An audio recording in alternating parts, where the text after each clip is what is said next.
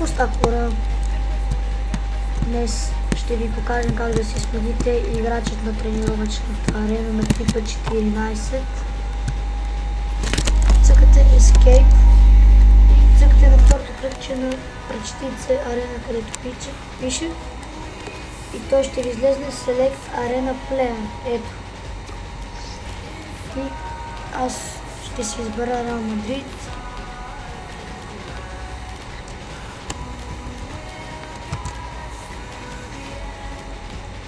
Ето. И кой футболист ще изберем? Ще изберем Бензема. Ето. Escape. И вече сте го брали. Ето.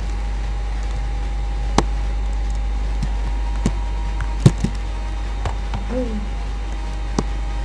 Относно за каналът ми, може да снимам на всякакви игри, Minecraft, FIFA 14, Five Nights at Freddy's и всякакви други рандом игри.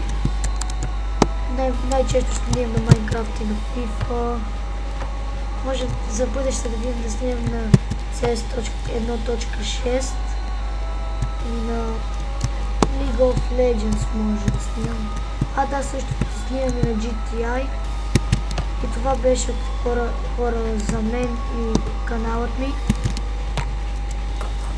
И чао!